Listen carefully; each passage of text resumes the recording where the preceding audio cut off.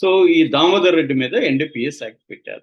General గా ఇండియాలో practice ఏంటంటే ఎవరైనా డ్రగ్స్ తీసుకుంటే వాళ్ళ నేరస్తులు కాకుండా వాళ్ళకి సైకలాజికల్ కౌన్సిలింగ్, రిహాబిలిటేషన్ ఇవ్వాలి అనేది జనరల్ గా పోలీసులు చేసే పని. అన్ని రాష్ట్రాల్లో కూడా చేస్తుంది. కోర్టులు కూడా దీన్నే రికమెండ్ చేస్తుంది. ఎందుకంటే డ్రగ్స్ తీసుకున్న వాళ్ళంతా నేరస్తులు కాదు. వాళ్ళకి మనం హెల్ప్ చేయాల్సిన అవసరం ఉంది.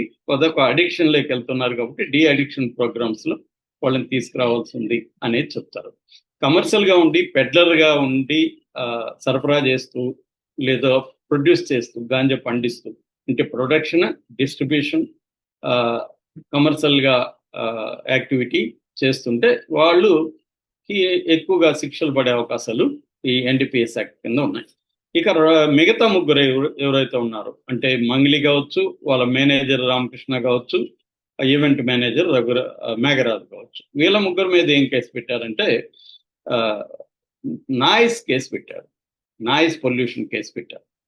సో నాయిస్ పొల్యూషన్ అనేది మనకి జనరల్ గా 2 యాక్ట్లు ఉన్నాయి. ఒకటి noise pollution regulation and control rules 2000, 2 environmental protection act 1986. ఈ 2 చట్టాల కింద నాయిస్ పొల్యూషన్ పెడతారు. ఇప్పుడు వీళ్ళు చేసిన నేరం ఏంటి? లీగల్ గా వీళ్ళు పర్మిషన్ తీసుకోలేదు. అక్కడ చేస్తున్నప్పుడు డీజే పెట్టారు కాబట్టి నాయిస్ వస్తుంది కాబట్టి పర్మిషన్ తీసుకోవాలా. అది ఒకటి వీళ్ళు చేసిన తప్పు లీగల్ గా. రెండవది, ఇందులో ఒక్క వ్యక్తి డ్రగ్స్ తీసుకున్నాడు, దానికి మంగ్లీకి ఏం సంబంధం లేదు. ఇప్పుడు నేను బర్త్డే ఏదో పార్టీ ఇస్తాను, ఎవడో తీసుకొని వచ్చి ఉంటాడు, నాకు ఇలా తెలుస్తుందా అతను తీసుకొని వచ్చాడా లేదా? కాబట్టి అది నాకు సంబంధం లేదు, ఆ వ్యక్తి మీద కేసు. కాబట్టి మంగ్లీ మీద వీళ్ళ మీద కేసు ఒకే ఒక కేసు ఏంటంటే నాయిస్ పొల్యూషన్ కేసు. ఇది ఎంత కామెడీగా ఉంటుందో చెప్తాను నేను. మామూలుగా మనకు తెలిసి ఎవ్రీ వినాయక చవితికి హైదరాబాదే నాయిస్తో మామూలుగా ఉండదు అసలు. నేను ఎక్కువగా నెక్లెస్ రోడ్ దగ్గరలో ఉంటాను. నెక్లెస్ రోడ్ వాకింగ్ పోయినప్పుడు అసలు చెవులు అదిరిపోతాయి అనమాట. వందల వెహికల్లో నాయిస్లు పెట్టేసి పాటలు పెట్టేసి చేస్తారు. వాళ్ళ మీద ఎప్పుడన్నా ఈ నాయిస్ పొల్యూషన్ యాక్ట్ కింద పెడుతున్నారా?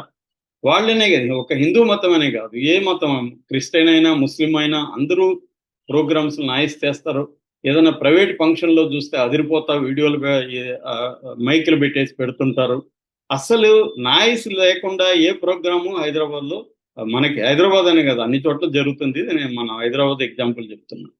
ఈ ఈ సెక్షన్ల కింద వాళ్ళని పెట్టి అరెస్ట్ చేస్తున్నారా? ఎప్పుడైనా ఆపగలుగుతున్నారా? నేనైతే ఎప్పుడు ఆపింది ఇప్పటి వరకు చూడలేదు. గత 25 ఏళ్ళుగా నేను హైదరాబాద్లో ఉన్నాను.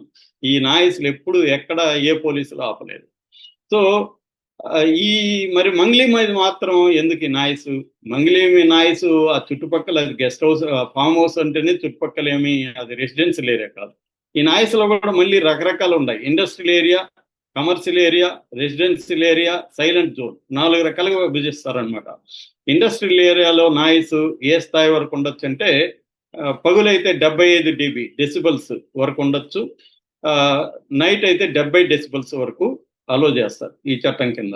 అదే కమర్షియల్ ఏరియాలో అయితే 65 పగులు, 55 నైట్. రెసిడెన్షియల్ ఏరియాలో 55 డెసిబల్స్ పగులు, 45 డెసిబల్స్ నైట్. ఇక సైలెన్స్ జోన్స్ అంటే స్కూల్స్, హాస్పిటల్స్, కోర్టు ఇలాంటి ఏరియాల్లో 50 డెసిబల్స్ వరకు సౌండ్ పగులు ఉండొచ్చు, నైట్ 40 వరకు ఉండొచ్చు. ఇది చట్టం చెప్తుంది. మరి ఈ చట్టం ప్రకారం అసలు డెసిబల్స్ సంబంధమే లేని డెసిబల్స్తో మనకి హిందూ ఫెస్టివల్స్ కానీ, ముస్లిం ఫెస్టివల్స్ కానీ, క్రిస్టియన్ ఫెస్టివల్స్ కానీ వాయిస్తున్నారే, వాళ్ళ మీద ఎప్పుడన్నా కేసులు పెడుతున్నారా?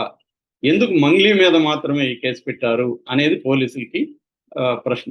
రెండవది, పోలీసులు ఇంత అతి ఉత్సాహం చూపించి మేము ఎవరిని వదిలిపెట్టము, డ్రగ్స్ యాంటీగా పోరాడతాము అని మంగ్లీ విషయంలో ఎందుకు అన్నారు? మంగ్లీ పార్టీ డ్రగ్స్ వాడిందా? డ్రగ్స్ ఎవరు వాడలేదు కదా. వాళ్ళు ఎందుకు అలా వీడియోలు తీసి ఎందుకు మీరు బయట పెడుతున్నారు? దాంట్లో మిగతా వాళ్ళు ఏం నేరం, దివి ఫర్ ఎగ్జాంపుల్, దివి ఏం నేరం చేసింది? అమ్మాయి ఫ్రెండ్ బర్త్డేకి పిలిస్తే వెళ్ళింది, అమ్మాయి వీడియో తీసి మీరు ఎందుకు బయట పెట్టాలి? సో ఇవన్నీ కూడా ప్రశ్నలు వస్తున్నాయి. అందుకని ఇదేదో దీని వెనక కుట్ర ఉంది, వీళ్ళని వేధించడానికి కోసం ఇవి చేస్తున్నారు. నిజంగా నాయిస్ పొల్యూషన్ మామూలుగా ఎవరైనా ఇట్లా లౌడ్గా పెట్టుంటే పోలీసులకు ఫోన్ చేస్తే ఏం చెప్తారంటే, పోలీసులు అమ్మ తగ్గించండి అని చెప్తారు. వీళ్ళు తగ్గించకపోతే అప్పుడు ఆలోచించవచ్చు. అసలు ఇక్కడ ఎవరు తగ్గించట్లేదే, వినాయక చవితికి ఇంకొక దానికి తగ్గించట్లేదు. పోలీసులు చెప్పినా కూడా వాళ్ళ మీద కేసులు ఎందుకు పెట్టట్లేదు? ఇది పక్షపాతం కాదా? అంటే ఒక ఒక లంబాడి అమ్మాయి ఎన్నో కష్టాలు పడి చిన్నప్పటి నుంచి ఒక ఆర్డిటి అనే ఒక సంస్థ ద్వారా చదువుకొని ఆ అమ్మాయి స్వశక్తితో ఏ అండా లేకుండా ఏ గడపాద లేకుండా పైకొచ్చి ఒక ఆ అమ్మాయి ఇది సెలబ్రిటీ అయ్యి తను ఏదో ఒక బర్త్డే జరుపుకుంటుంటే దాన్ని ఇలాగ బయటికి తీసుకొచ్చి డ్రగ్స్ వాడుతున్నట్టు ఇంకోటి ఆ అమ్మాయి మీద రకరకాల పుకార్లు, దాని మీద కామెంట్లు ఇలా చేయడం ఎంతవరకు కరెక్ట్ అనేది ఇవాళ పోలీసులు కూడా ఆలోచించుకోవాలి.